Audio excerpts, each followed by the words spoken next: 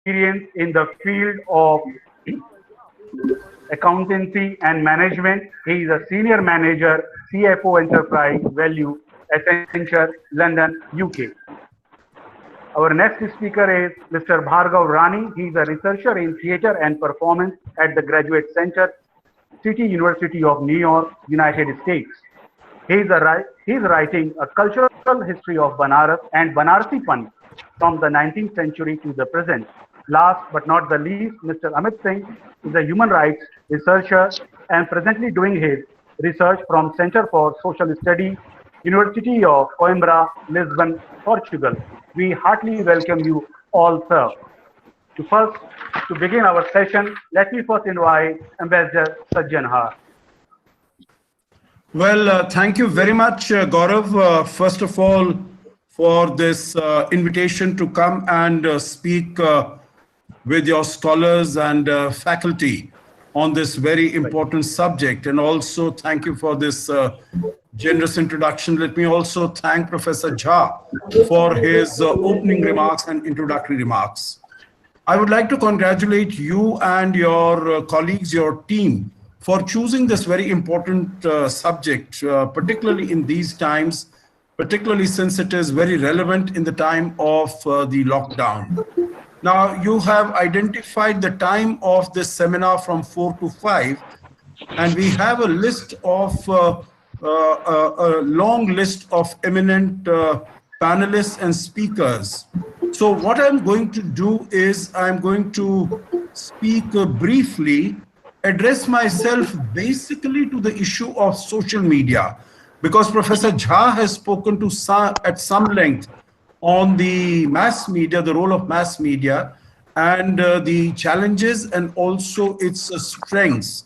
But as far as social media is concerned, I think as far as students and faculty, the young citizenry of the country is concerned, I think it is particularly relevant for them. So I will just flag a few issues. I'll take about 7 minutes or so, because definitely I'd like to hear what the other speakers have to say, and maybe you would also like a few minutes for discussion with the participants.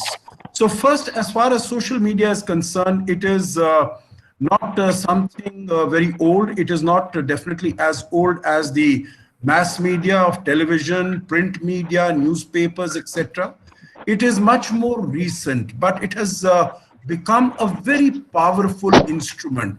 It has become a very powerful tool, because when it is television, it is always the news presenters who are presenting information or views or opinion. Similar is the case with the newspapers or other types of magazines or journals. But as far as social media is concerned, it has provided a huge power and strength and authority to the common people, to the common citizenry. Of course, this can also be used by the establishment, by the government, by the powers that be. But the most important thing, I think, what it has done is it has provided great strength to the people. And we have seen around the world, whether it is Facebook, whether it is Instagram, or more recently Twitter and TikTok, or even more recent time, the live.com or Bigo. These are the video streaming platforms that have become rather popular. And they have become popular during the time of lockdown for a variety of reasons. Basically, people would go out, they would spend time in traffic, they would spend time in office. They're not doing anything of that. So there is a lot of time that is available with the people, and for a variety of to fulfill a variety of needs, whether it is in terms of getting news. You get it quickly, you go to Twitter, you go to the websites of the different newspapers or other journals. For instance, we live in Greater Noida. And since the time the lockdown started at the end of March, we have not been receiving newspapers. So then social media is, of course, your one door entry. as far as getting access to all the newspapers and all opinion pieces, editorials, etc. are concerned. Other is in terms of entertainment. Other is in terms of education. We use these days, schools, colleges are closed. Social media is used to transmit information, transmit data. Of course, what I have personally found in this recent time is that YouTube has always been there, but I have rediscovered, in fact, I have personally, from personal experience, I can say that I'm rediscovering a large number of elements from the social media which can prove to be extremely useful. We have also seen that the government, particularly the Prime Minister himself, has used the instrumentality of the social media to reach out to people. You know, all his messages, etc. When he is speaking either on the television or otherwise, on social media particularly, they are streaming and they are becoming, all these issues are becoming viral. I'm sorry, I'm using the word viral. Virus is a very pleasant word in these times, but I'm sure all of you understand what I mean, that, you know, they really get transmitted very, very quickly.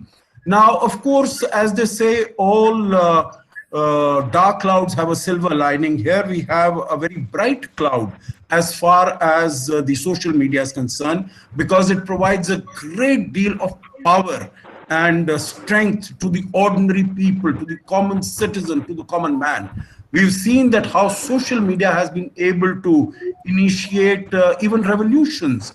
The Arab Spring that started in Tunisia, Morocco, Libya, Egypt, and all other places, they all started on the basis of the social media getting people together. So this is a bright instrument. It's a bright power.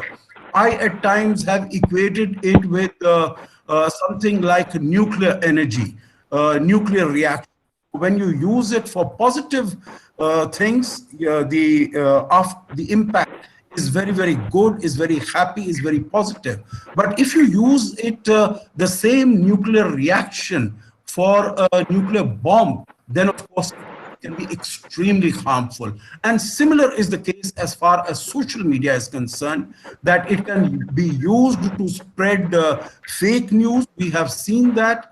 And that is a big challenge that India faces today in terms of having social harmony, social accord. This, I think, is one of the biggest challenges that confronts not only India, but the humanity.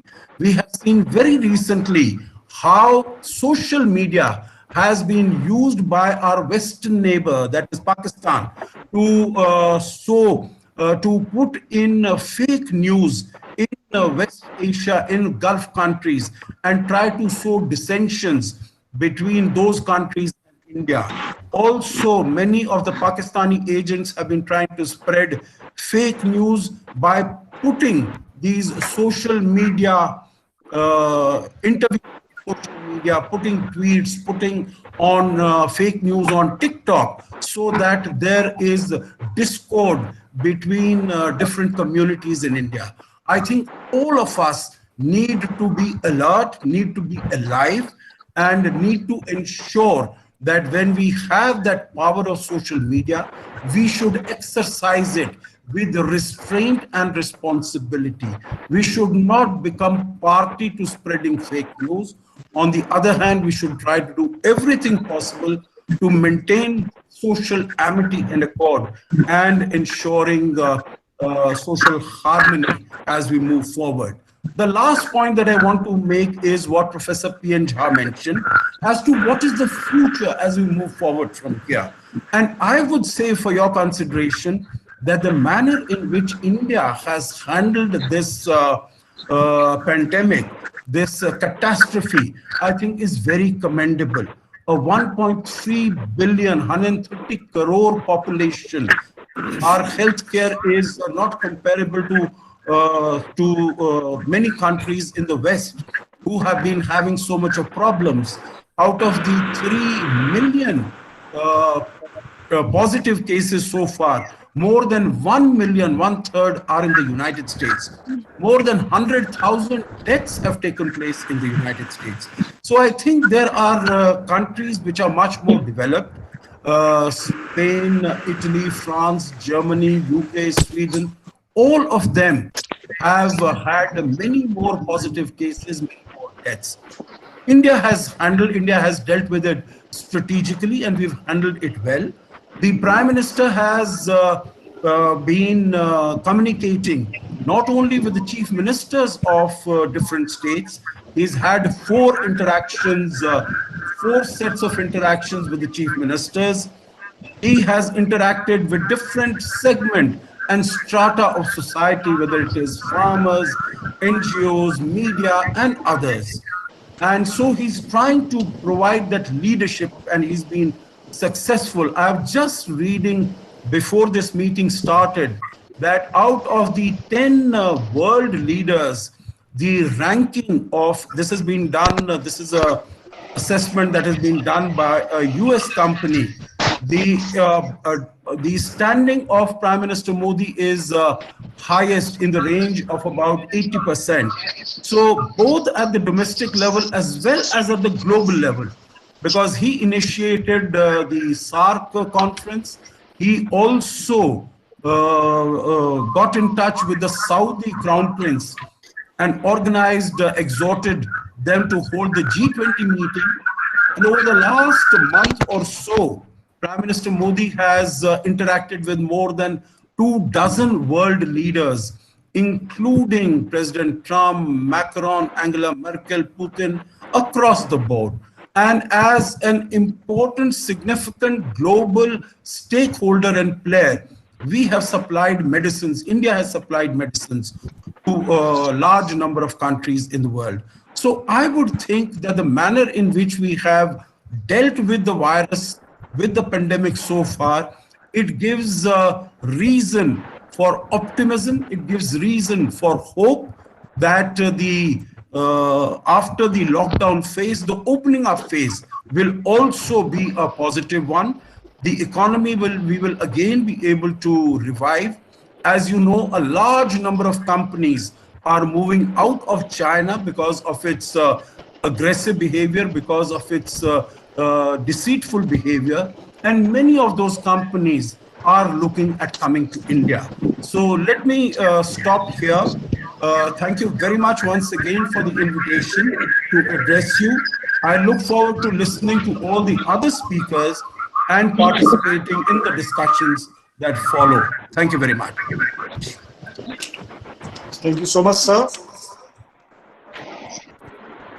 Hello.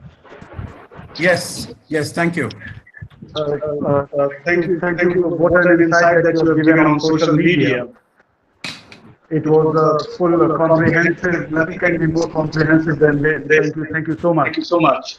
Our next speaker is Professor Department of Journalism and Mass Communication, PhD. From PhD. Thank you, Gaurav. Sir. Thank you, Gaurav. Welcome, Dept sir. And I am very blessed that I have been his student also. Dept sir. Sir जैसा कि हम लोग देखते हैं, खासकर मेरा आपसे जो प्रश्न है वो हिंदी मीडिया को लेकर है कि क्या उसका हमारे जीवन पे लॉकडाउन लाइफ पर क्या असर पड़ रहा है, उसका क्या प्रभाव पड़ रहा है, इसके बारे में कुछ थोड़ा सा हम लोग बताएं. So do you want to be I should speak more about the Hindi media and what their effect on our life during the lockdown period. Is it so? Hello, Gaurav? Hello, can you hear me? हाँ sir, सुन पा रहे हैं? जी Gaurav. हाँ जी sir. तो Hindi media का हमारे lockdown life पर क्या प्रभाव पड़ रहा है, इस पर कुछ.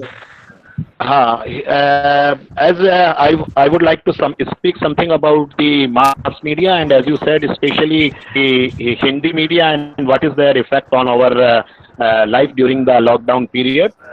And as we know that the mass media is the basic functions of the mass media is to inform and educate the people, and for that the right flow of essential information is very much required from the mass media, so that they should curb the noise and they should stop the misinformation that is floating or working in the society. And in that manner, media should work in a responsible manner. But if we look at the worldwide the role of media, we could find that there are two types of mass media mechanism, and one is that is called the authoritarian kind of media, especially in the China, and there you could find that all information are controlled by censored by the government. And we have about a news from the China. There is a bamboo curtain that about 3,300 people died because of the COVID-19, but we do not know what is the exact number. 10 times then it may be 3,33,000. And eventually the news may come out like the news we are getting after a long time was the Great Leap Forward and the Cultural Revolution, what kind of information after that we are getting it. So it's but sometimes it creates another kind of environment that in the media we came across that these kind of authoritarian government, they have a better they shows their efficiency in a better manner to control or to the COVID-19 situation in their country. And now the situation are controlled in those countries, and even they are exporting the media, the medical to the others, and the medical team to the other countries. But in the democratic countries like India, there is a free kind of media, a flow of media information, where the media can question the government. They can ask the questions that may make the government uncomfortable, but they have right to ask the questions and provide that kind of information, like what kind of healthcare facilities available to us, or the protective gears, or the mask, and the other kind of information that is very much essential during this kind of epidemic. And but again, there is another thing that do the media is following his responsibility, or doing a right kind of job is not or not. That is another kind of question. And in that manner we can say that there is not a full kind of democratic kind of system. There are some quasi kind of authoritarian system that you can find in several countries, where some of the medias, they are instead of providing a right kind of information or to help the people, they are working as a cheerleader of these policies, and that can create some kind of problem. Because instead of lapdog, they should work as a watchdog, and they should put the questions, and even those questions may make the authority uncomfortable. Okay, so I think that in that manner, although mass media or the journalists, they have a gatekeeper kind of thing that can verify the information, that can provide an authentic information to their audiences, which the social media do not have. And that is the main problem with the social media, because there is no mechanism to verify the facts, or to verify the authenticity of the information that they are providing to the people or to the citizens. But here we have that kind of mechanism. But there are several problems that journalists are facing in during this lockdown period, or during this kind of crisis. One thing is that do they have the access to the reliable and high quality information? So that they can do their job freely and precisely, and they can disseminate the information to our citizens, the crucial information that is required. So they must have proper access to the policy makers to the health facilities providing people. So that is also very much important. Government officials, decision makers. So that is an important kind of thing. The another thing that is also important in this time, and that is basically due to technology. And as we know, the technology is increasing the surveillance, and it is an unchecked and enhanced surveillance that can it is because of to combat the spread of the virus. We are using this kind of technology, but that technology may enhance to the privacy and data rights and journalist ability to protect their sources. So this kind of situations, these kind of questions are also very much important that the society have to face, not just during this crisis, after this crisis, because sometimes these kind of the rules, decisions, they will continue even after the emergency period or even after the crisis. So as we said that internal vigilance is the price of liberty, so the vigilance is very much important about these issues. Then the another thing is that there are some kind of problems with the journalists, those who are questioning the government on different issues, and they may face several kind of assaults and online abuses, and that kind of we can say social media mob lynching, and that should not be right kind of thing.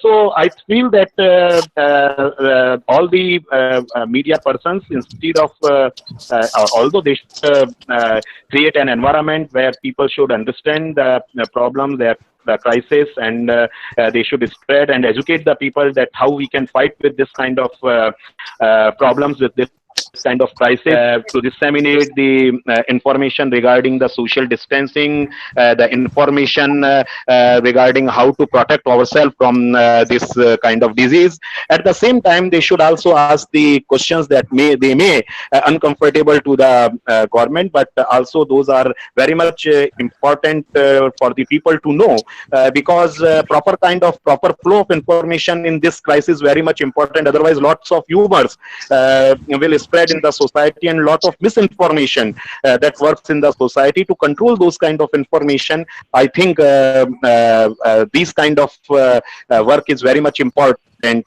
from the journalist, and we are looking forward towards the journalists that they should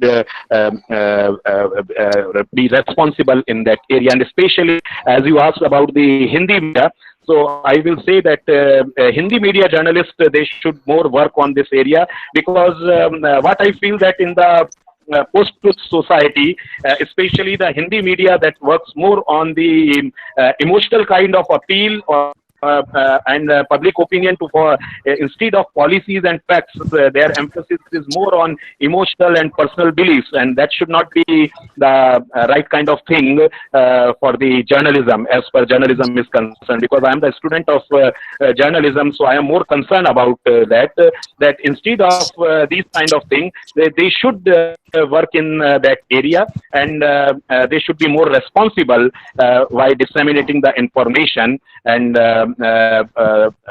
even I think mass media is also not just like this. They are also doing several kind of good things, like they are encouraging the philanthropic kind of work, that they are issuing the helpline, disseminating the information regarding the helpline, so the people can aware about those things. And they are also appealing people to donate money and donate in different kind of philanthropy activities. That is also there. And if we talk about the second thing that is the part of your today webinar is the social media. Although it is largely elaborated by my speaker and in a very best manner, I can say. But social media, I think there are several advantages with the social media, especially to educate the people, to inform the people, and if it is used by the opinion leaders, those who are the professionals, experts, celebrities, and influencers in our society, if they are using the social media to educate people, to disseminate the right kind of information, then it become right.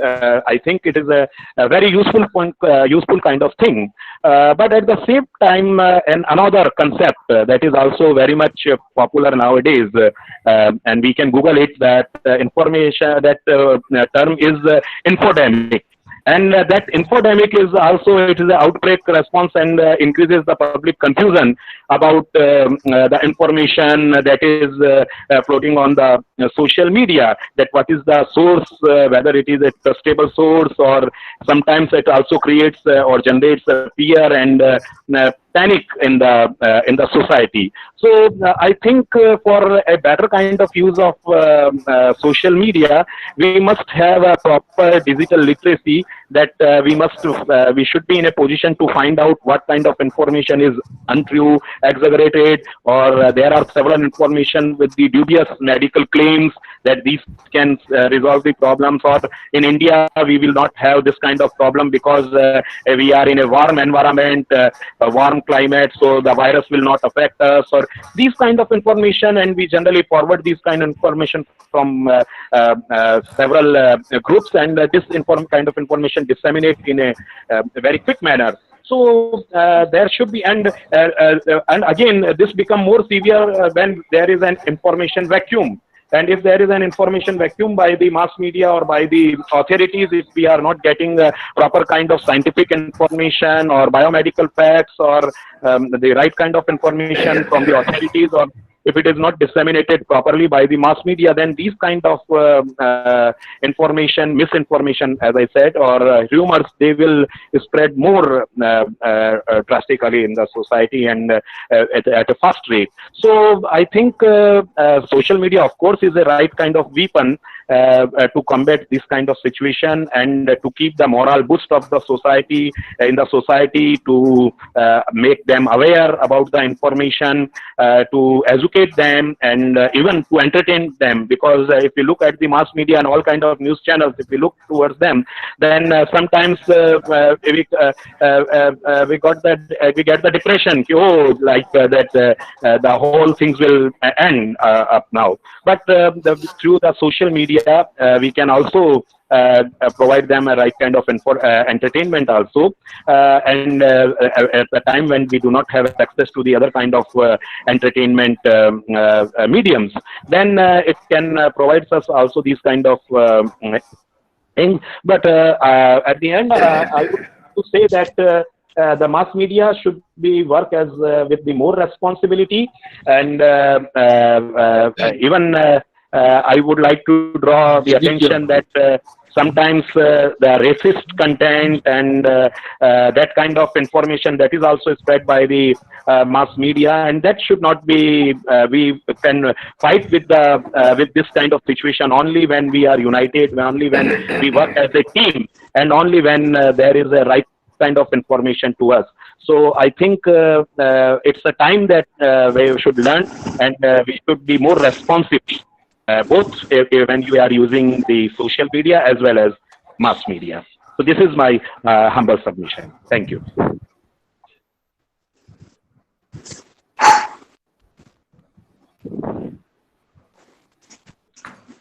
Gaurav?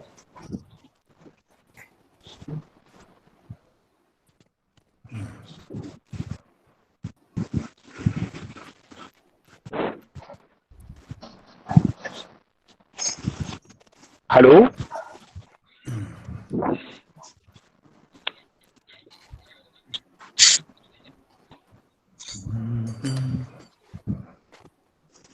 Hello?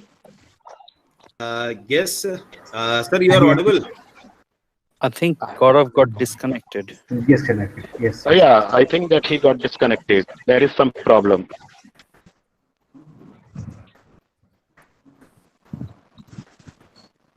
So maybe we could go to the next speaker if Gaurav is not on the line. Yeah.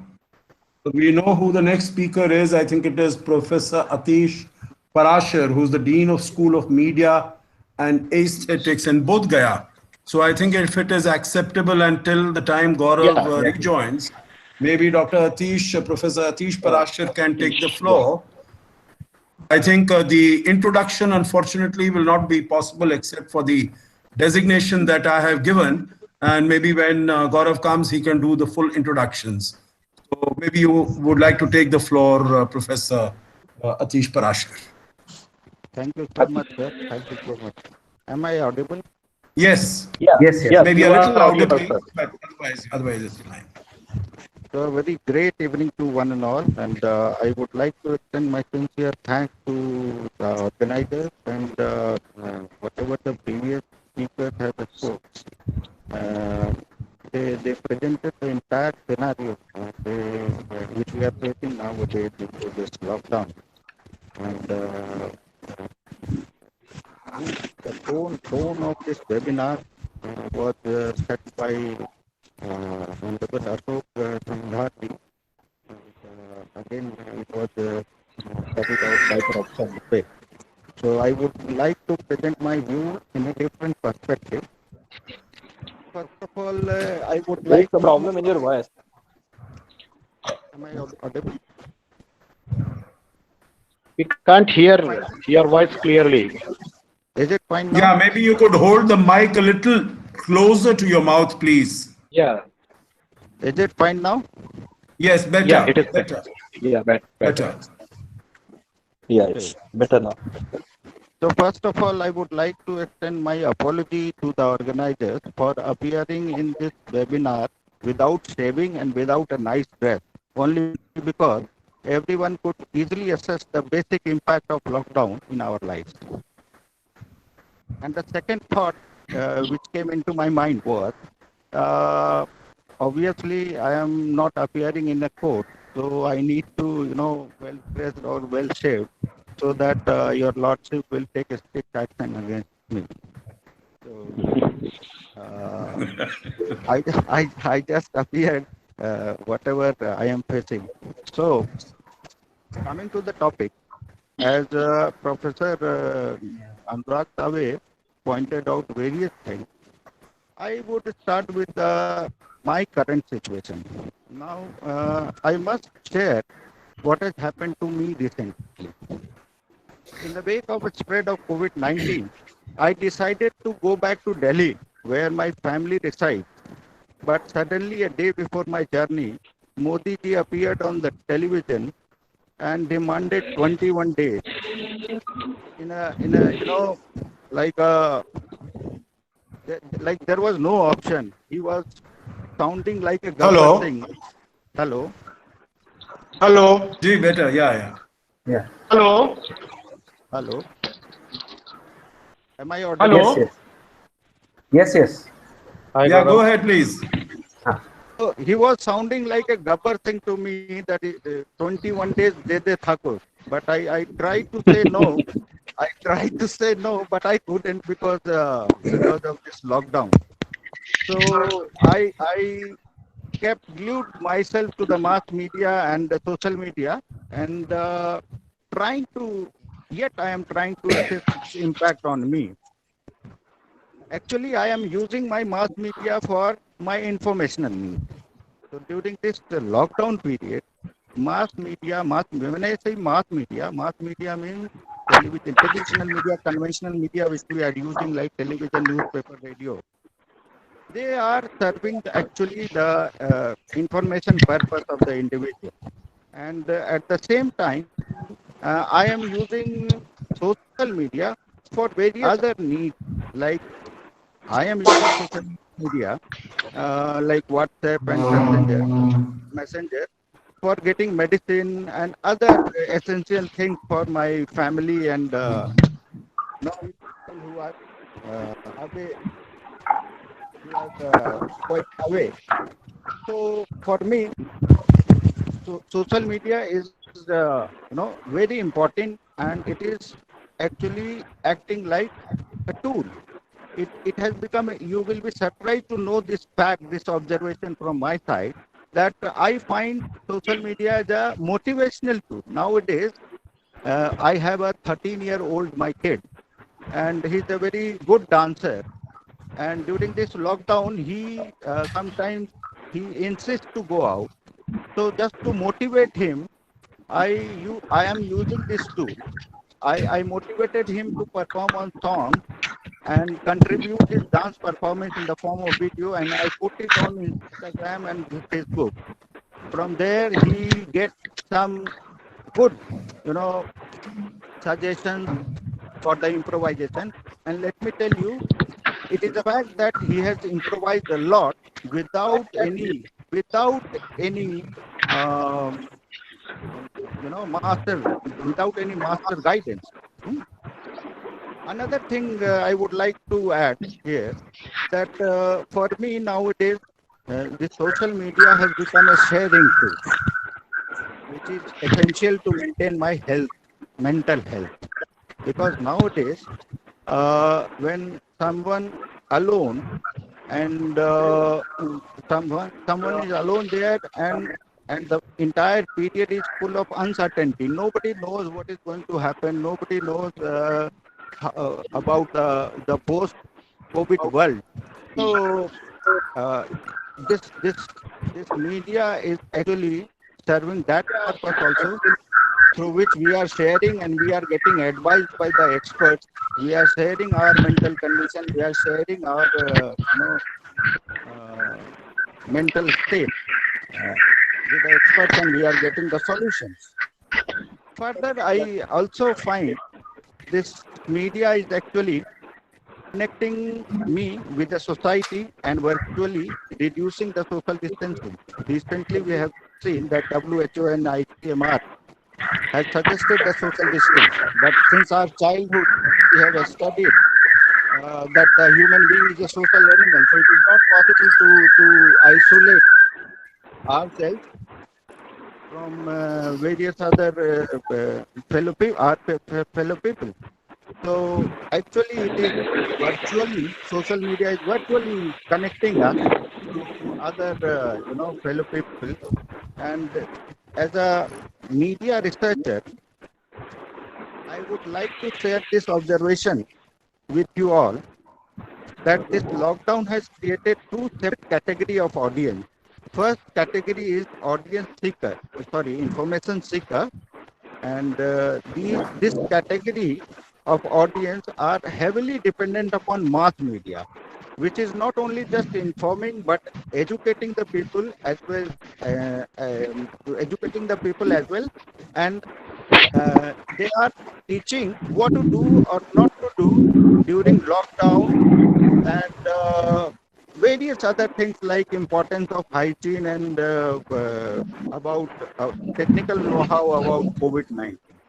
And the another category of audience is actually information disseminators, who are actually doing good things, but they are also responsible for bringing infodemic, as Professor Dave has pointed out, which is not again.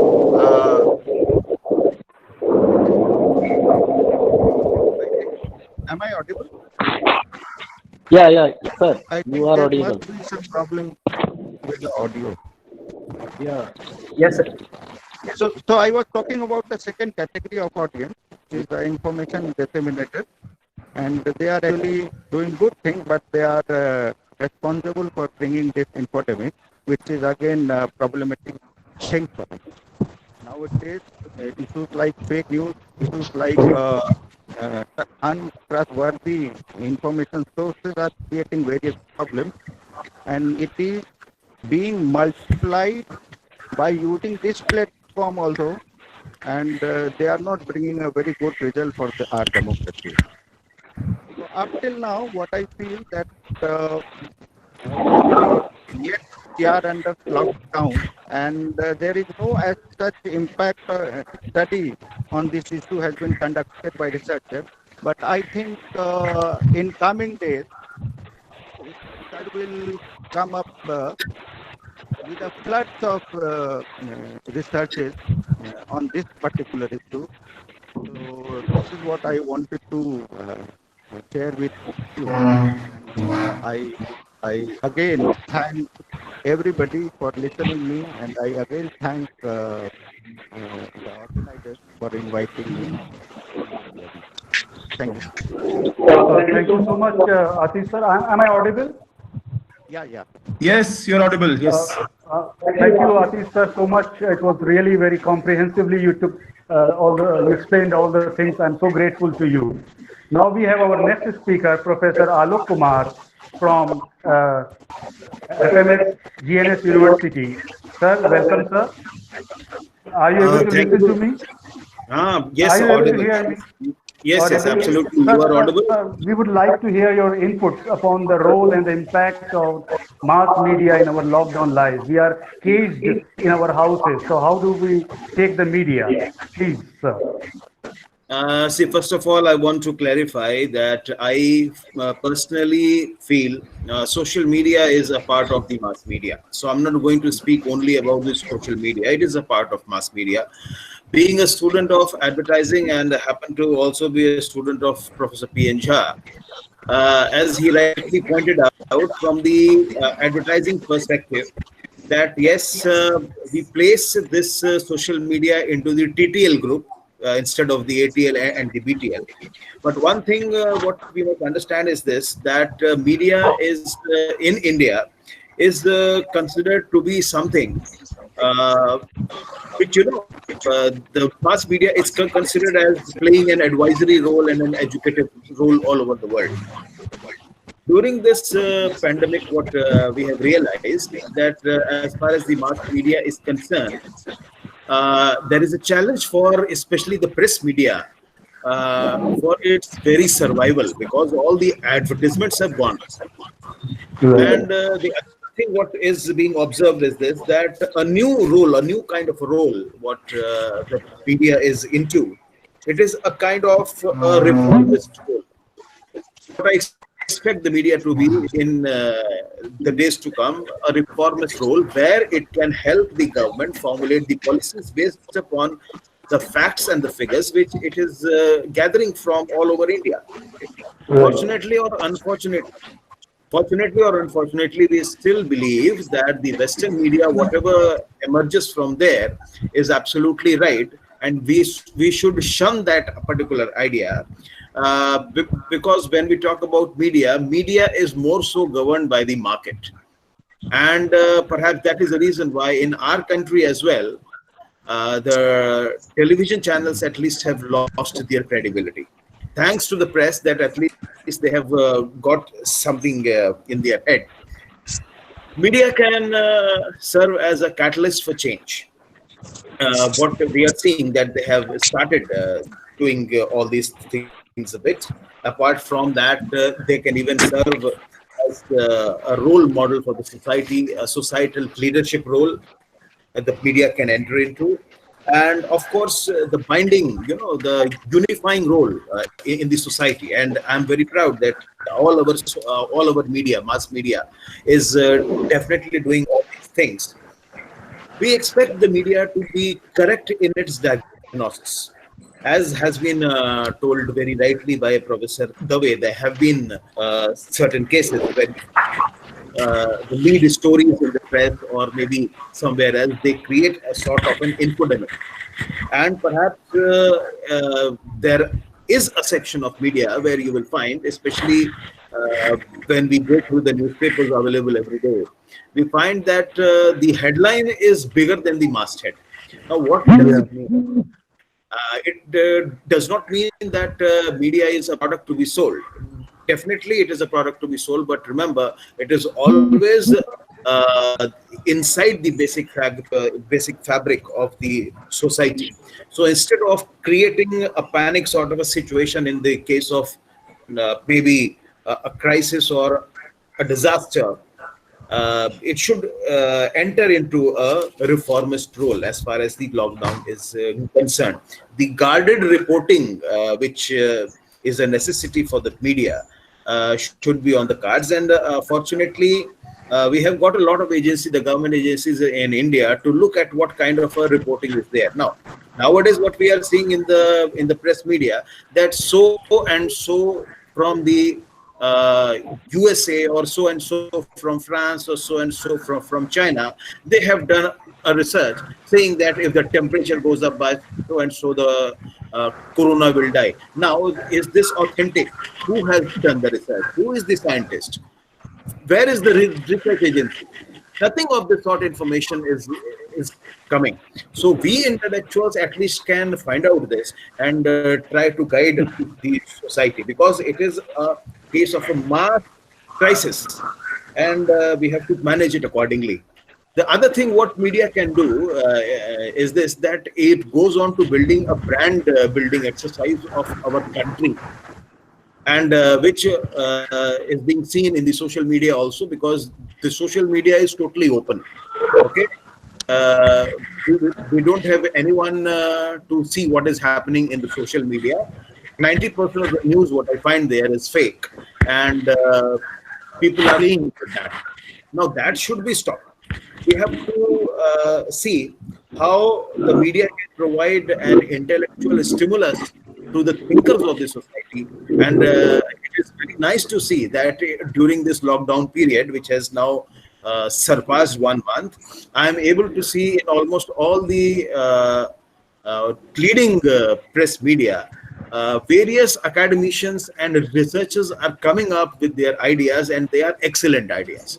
So we must promote such kind of a thing, where the people, not only the syndicated columns, they keep on running because they have got market value, because we are a country of researchers. When the entire world is looking at us in the form of R&D, we are doing our best. We are the largest manufacturer of these vaccines of a variety of nature all over the world. When the world is looking at us, we unfortunately still are looking at the Western media, which personally I feel is totally biased.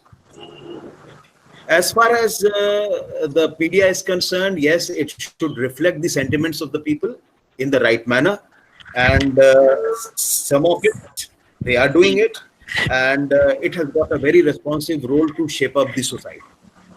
So we have to see, as media consultants or as media practitioners, that how our society can get the benefit. Now, as far as the lockdown is concerned, now lockdown is a kind of a situation which no one ever had imagined that what is going to take place.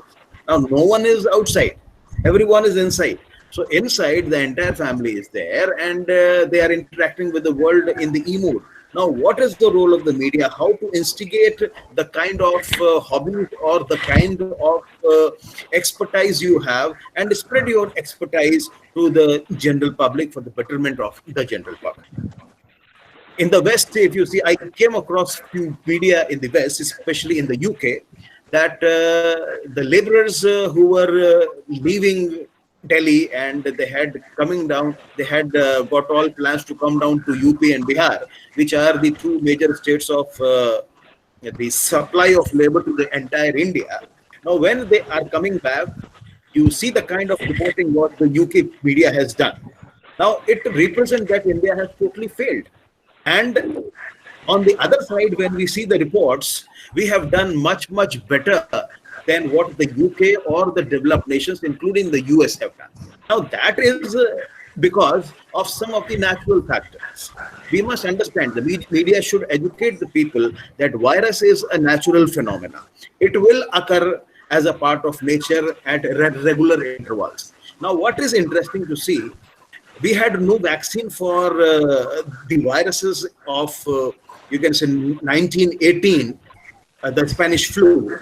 And the same is the condition when we don't have any vaccine for the 2020 COVID-19. So where have we changed? The human beings have not changed. Our R&D has not changed. So if we are not able to do this, then the researchers, ऐसा नहीं कि research नहीं हो रहा है. The researchers are going on, but in what direction they are going on, I think we should be educated about it. So false implementation or anything fake which we are spreading, that yes, even personally, if you speak, then even I don't feel that the 100% credit of the lower rate of deaths in India, COVID, has gone only to the lockdown. Not at all, because we Indians face the temperatures right from 0 degrees Celsius to 48 degrees Celsius, and our body can accommodate if 50-degree difference over a span of 1 year, then certainly our bodies are much stronger than what we could find elsewhere. The second thing is that our values. We have left out our values somewhere. The Western countries are emulating that, but we have left it out, and we need to rethink about the ethics and the values. And perhaps media is the right entity to infuse such kind of culture. So I think the topic happens to be very relevant and very dicey also, because the role we understand, roles keep on changing, but the basic roles, they will never change. And as far as the impact is concerned, the impact we will see over the next year. What is going to be the impact? What we are seeing is not the impact. What we are seeing is just an outcome of what we call it as a lockdown. So there will be definitely a case in point when we talk about the impact of 1 year right from now. Thank you very much. Thank you so much, sir. Thank you, sir. Alok, sir. I think, Alok, sir, you are in the wrong field. You should have been in the media, mass communication. Our next panelist is Mr. Anirvan Banerjee. Anirvan, are you able to hear me? Anirvan? Yes, Gaurav, yes.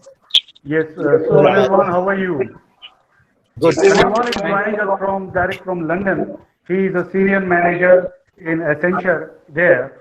So how is the life there? I think what I hear is not very encouraging news in England. Many people are losing their lives. Yes, Gaurav. Thank you. It is quite bad here with, on an average 500 to 1,000 people dying every day, and with infections in I think in the higher thousands or the early 100,000s. Right. First of all, namaste all, and my regards to the eminent panelists, Ambassador Sajanhar, Professor Dave, Professor Jha, Professor Atish Prashar, and Professor Alok Kumar.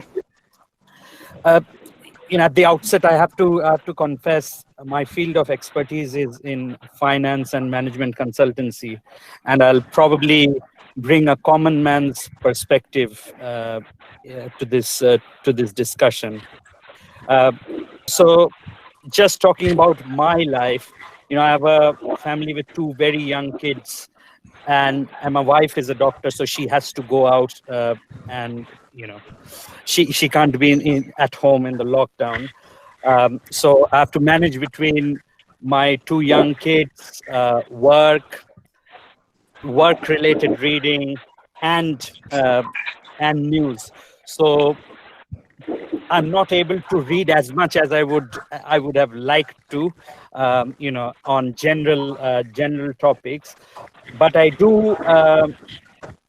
The approach that I take to keeping myself up to date, both around what's happening in the UK as well as what's happening back home in India, is for UK I primarily refer to the daily Downing Street briefing, where one or a couple of senior ministers come and they provide a briefing on the day, and then journalists ask them question through video conference, and they answer. So that's quite informative and gives you a very balanced and let's say authorized news.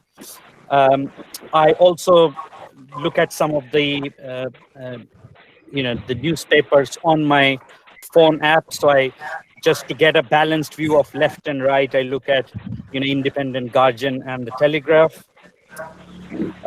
I also, to keep myself up to date on the Indian side, I primarily refer to the print as a news channel because I find them balanced. So you get both left and right views there.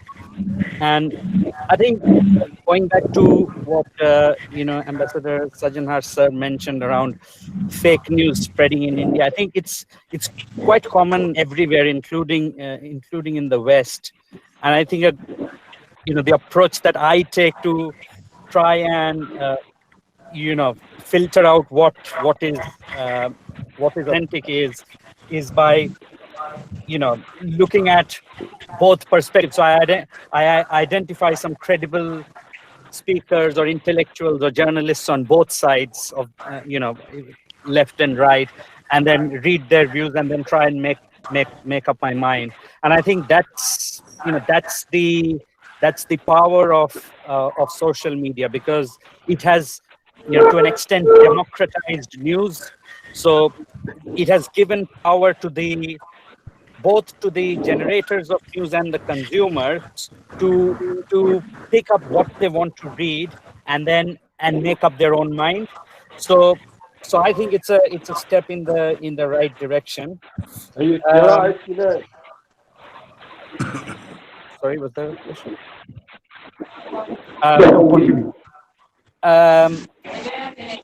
I guess just conscious of time. I think the key thing that I would like to add is, from being an Indian in the UK, as again some of the earlier speakers have said, Indian government's challenges in managing this in a vast, diverse population with differing geographies, climates, etc., has been very well appreciated, and the government's firm and effective handling of the situation. And I think Professor Alok Kumar was mentioning to Indian customs having become famous here. One of that is namaste. So instead of handshake, saying namaste suddenly became very, very famous during the first few when this epidemic started.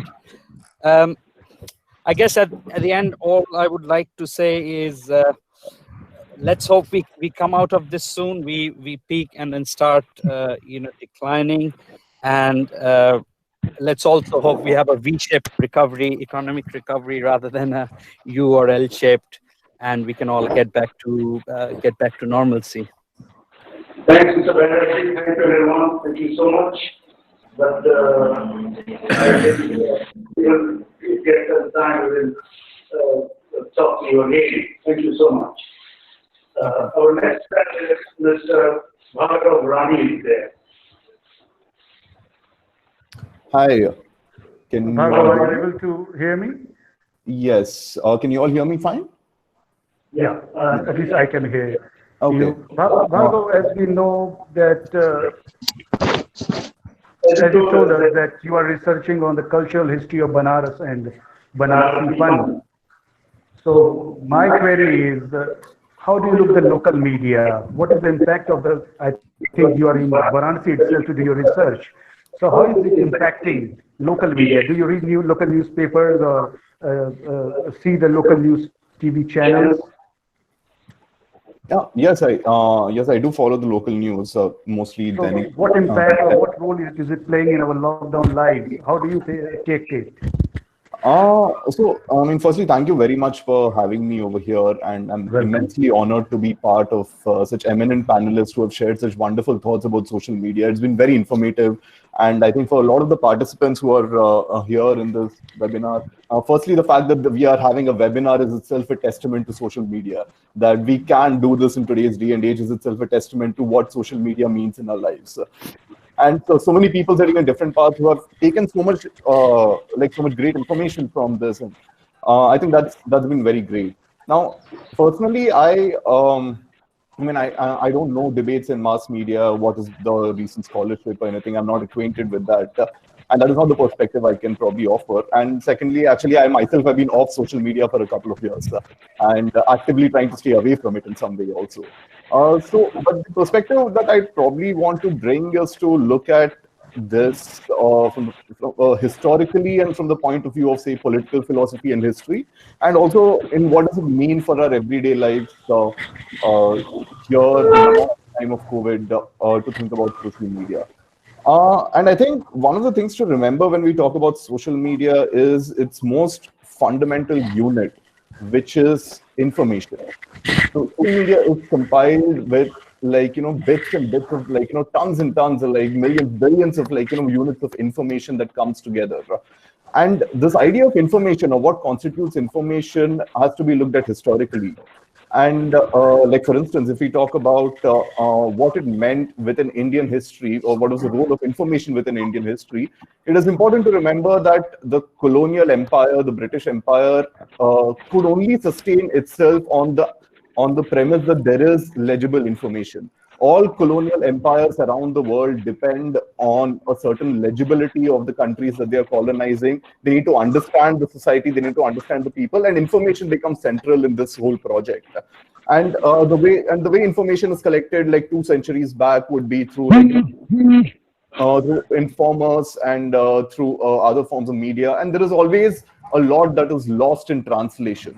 Now, this history that slowly we have the coming of newspapers, print media, the mass dissemination of, with changes in technology, mass dissemination of print media. Then another 50 years down, you have video technology and video media coming in over here. And what is essentially happening is that the state has always had vested interest in the role of media. The state has to understand that the way in which it accesses information and the way in which it gives information out to the people, it always tries to locate itself at the center of the whole project. And what essentially changes with the coming of social media is, at least for me, that, and this is something that I think Alok ji also said, which is a certain a democratization happens of information. Now, before, what essentially happened is that you have certain designated individuals, like a journalist or a researcher, or somebody who would collect information, who would transmit that information, and in the process, a lot is lost in translation. And the state, depending on its own ideology, whether the information suits it or does not suit it, might propagate the message or not. But what essentially happens with the technological impact of the internet and with the coming of social media in the 21st century is that now people are generating information immediately. There are no intermediaries of the journalists. They exist, but at the same time there is also a whole ton of information being produced by individuals themselves, and they have the power, they have the capability now, technological capability, for large population to actually give out information and provide information. And this opens up a huge Pandora box. It is because as a historian, for instance, if I try to write a history of 19th century Banaras, I look at 10 sources, mostly textual sources and some oral histories drawn from people who have heard from their grandfather, great-grandfather about stories from Banaras. And I try to recreate a sense of what it was like in the 19th century using this information that is there out in the public domain.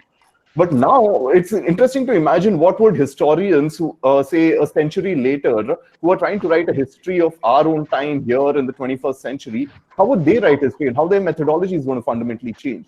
Because unlike me right now, who is struggling with, say, the absence of information in some way, the farther I go into the past, the lesser information I have, the lesser sources I have.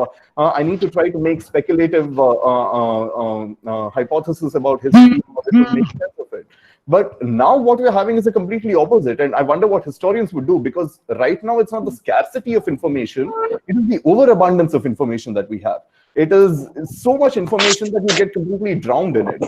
And there are at an immediate level, there is there are anxieties that social media produces with this inundation of information, but also at a more practical, at another historical level, what it also kind of brings into question, and which again I think Alok sir also mentioned, and some of the other professors mentioned, which is the role of the expert or the role of the intellectual.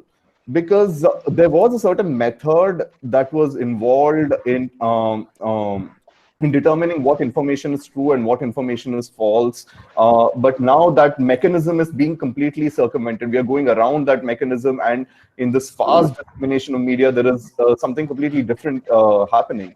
So in today's day and age, for me, like to think about social media, it is like a two-edged sword, and also there was mention of like social media how.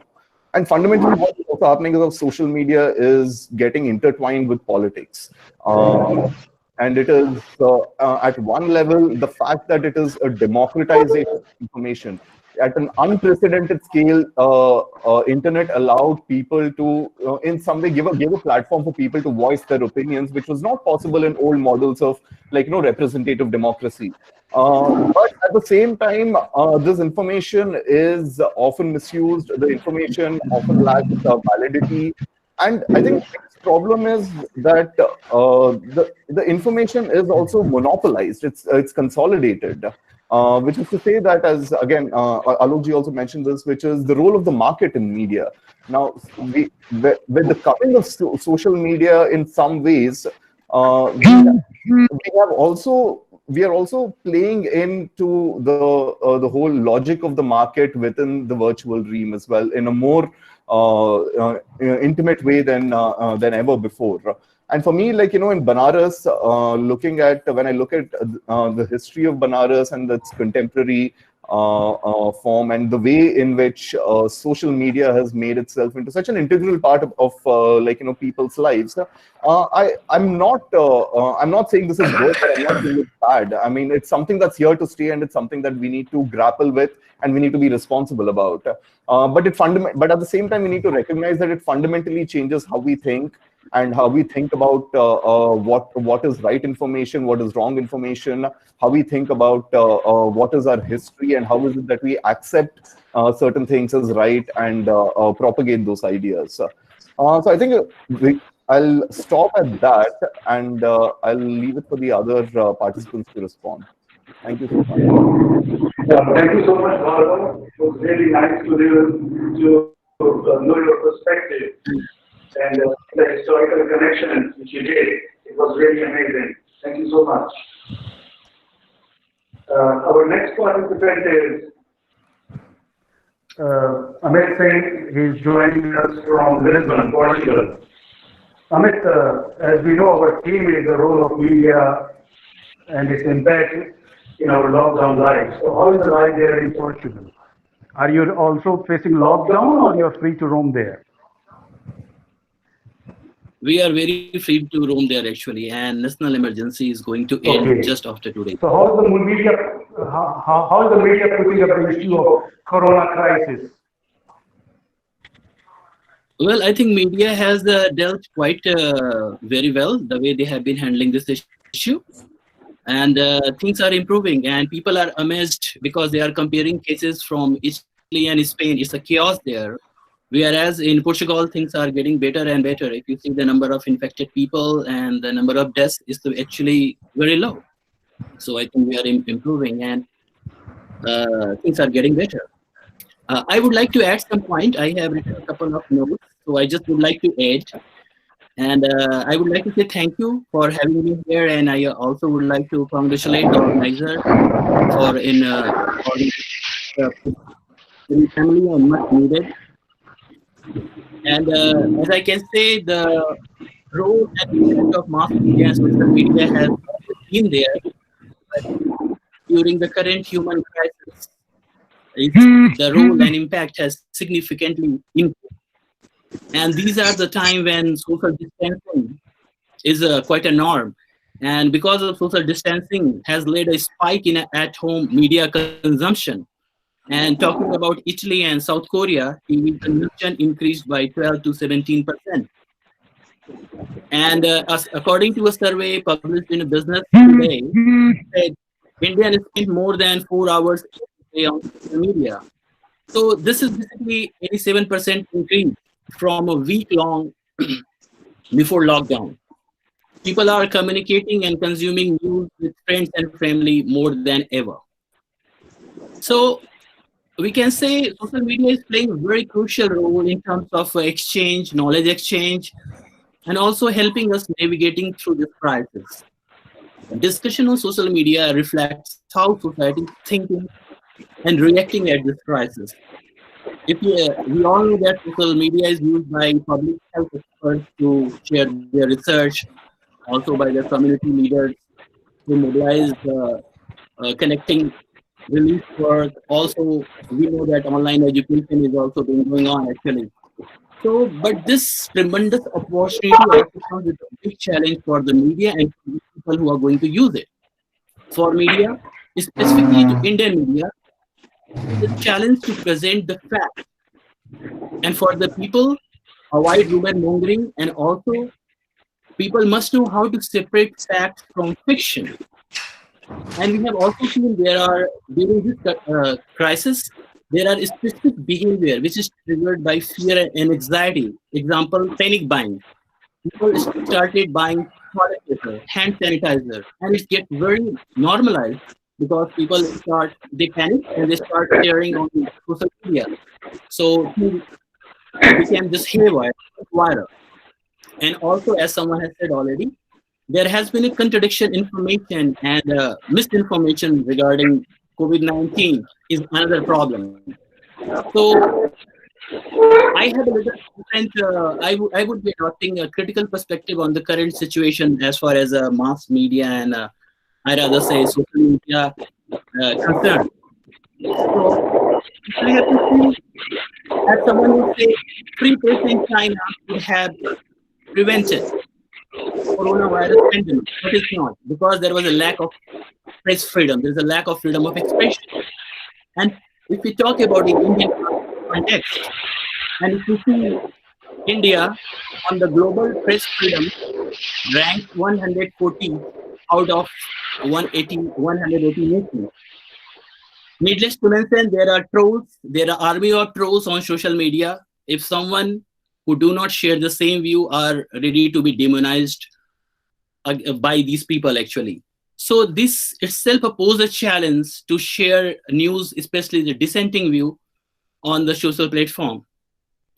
So this provide context how mass media and social media is free to work, how much free we are in our expression without being attacked, without being censored. And also people are practicing a kind of a self-censorship. Unfortunately, COVID-19 has exacerbated this featuring division between society, among society, especially between Hindu and Muslim.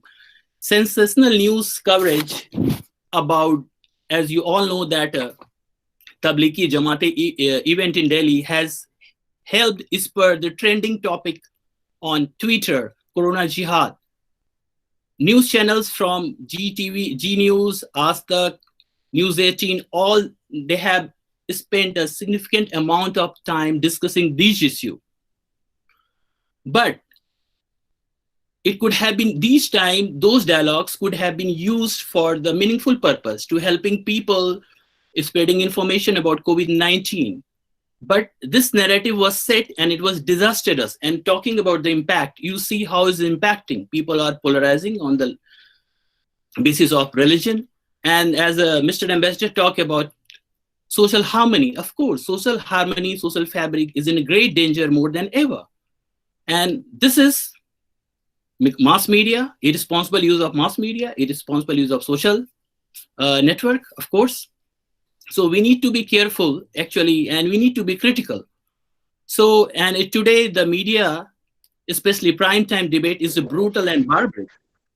They have no regard for ethics and morality. So I just would like to mention a very interesting point. There was a time in the United States in 1790 when Hindus were blamed for spreading plagues and meningitis by American intellectuals. Of course, they were not.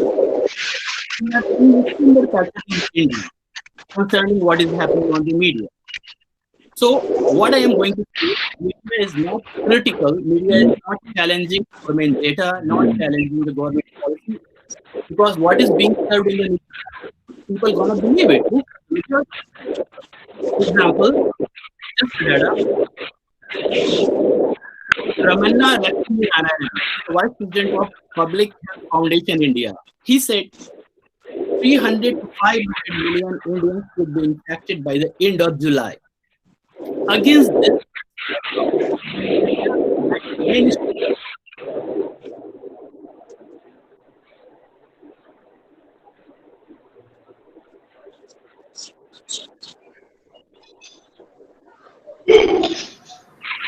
Sir, Amit sir, please unmute your voice. Please, yes, now you are audible. Hello.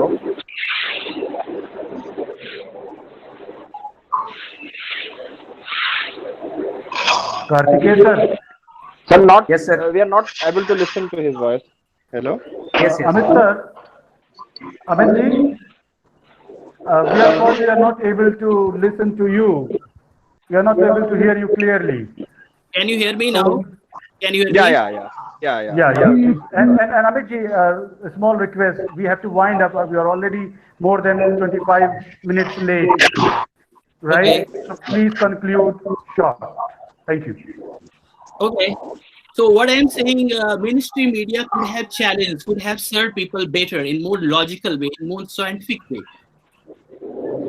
They have done better, but it was not actually. Media is a part of politics. It's a part of biopower, as Michael Foucault has said. They have a power in the mind. So we have a lot of responsibility to guide in the right direction, actually. So what I can say, there could have been more debate on the necessity of lockdown. We could have been done much more better. So in this point, as far as these issues concerned, I think we need to be a little bit critical. And of course, if you see other part of media work, it's commendable. They are doing a lot of in sharing information, dissemination on information. But what I say, we need to be more responsible as a citizen and also as a human being. We have responsibility towards the nation and towards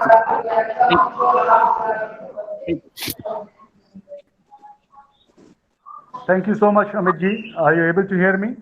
Yes. Now, Kartikeya sir, what should we do? Should we take some questions or wind up? Sir, means if you have got some questions. I have one question from a student of mass communication, Aman Chaturvedi. He has asked that how to make the news content of mass media and social media more trustworthy. So we can trust on them, we can have a belief on them. So I would like, especially Ms. Ambassador Sajjanhar to answer this. Is Ambassador Sir there? Is Ambassador Sir there? Gaurav sir, shall I answer this? Who is this? I think Alok sir. Look, sir, yes, please.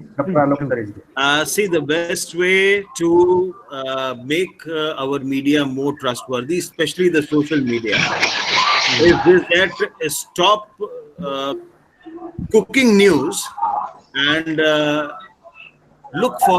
smell for the news.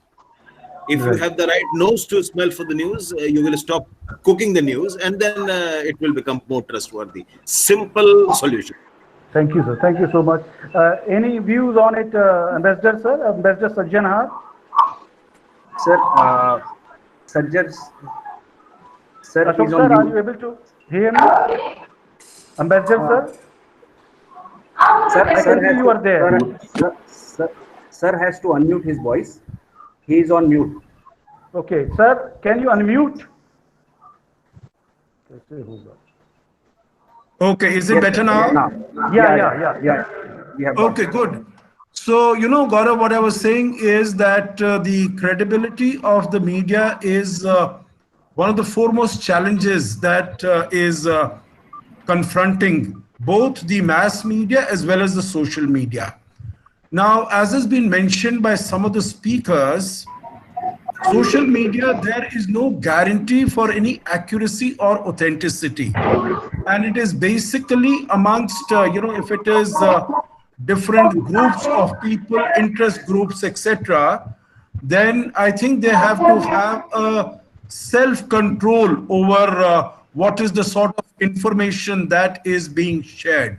For instance, even in WhatsApp groups, I think you will find types of information is shared, but then there are people who are vigilant from all sides and they try to restore a balance in those in such type of groups. Similarly, on Twitter also, I think there is always a possibility for different sides to make corrections on that. In terms of credibility, what the issue really comes up for is in the regular media, in the conventional media, whether it is television or it is newspapers, the print media or the journals. And I think there it depends really upon both the, even on one particular television channel, you might find that there are three major presenters, A, B, and C. And you will find that presenter A is the credibility is lacking. In B, the credibility is greater. So I think it really depends upon the individuals. On your this platform, I do not want to mention names, but for yourself. You go to channels like India Today, you go to channels like Times Now, you go to channels like CNN, you will be able to determine for yourself. And I think if the anchors who are more credible, if there is greater TRPs for those, more people start watching it, I think that itself will be a big support as far as those particular anchors are concerned in terms of the authenticity and the credibility of the news and information. So I think there are ways we, the ordinary people, have a role to play in this, and I think we should take our role very seriously. Thank you. Hello. Yes. Thank you so much, sir. Thank you, sir. Thank you so much. Sir, Director, sir, should we now wind up or Kartikeya, sir? Sir, Director, sir is there. Director, sir? Director, sir? Are you able to hear me? No, I think he's not there. Okay, he's not there. So, Sanjay, sir, should we wind up now? I think so. I think so. Yeah. Please go. Thank you so much for all the panelists, Sajjanhar sir, Dave sir, Atish sir, Anirvan, Alok sir, Amit ji, Bhargav ji. We had a wonderful time and we will tune in again next time. Thank you all very much. And also, I would like to thank Mr. Kartikeya Singh sir, and Amitabh Pandey sir and Sanjay sir for their overwhelming support. Thank you so much. Thank you, Gaurav, and thank you for organizing this interaction. I think it has been very useful and wish you all success. Sir. Thank you, sir. Thank you so much. Thank you all. Thank you. Bye-bye. Okay. Bye, Gaurav. Bye, sir. Bye.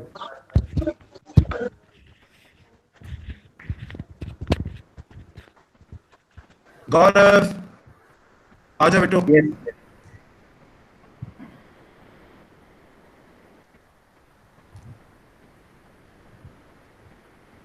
Sir.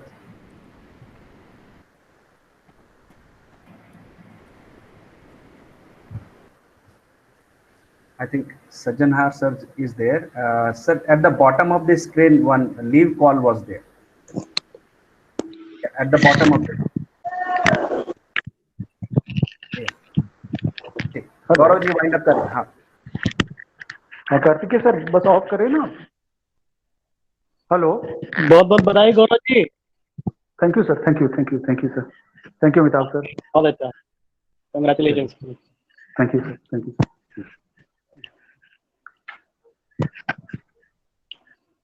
अब off हम जा रहे हैं. खाना वाना नहीं खाएं. हाँ ठीक चलिए खाना खाइए. Participants, you may now disconnect. All participants, please disconnect now. The meeting is over. The webinar is over, in fact.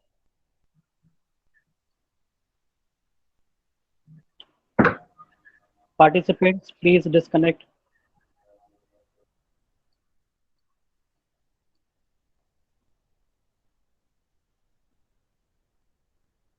Thank you very much for joining all of us in the webinar.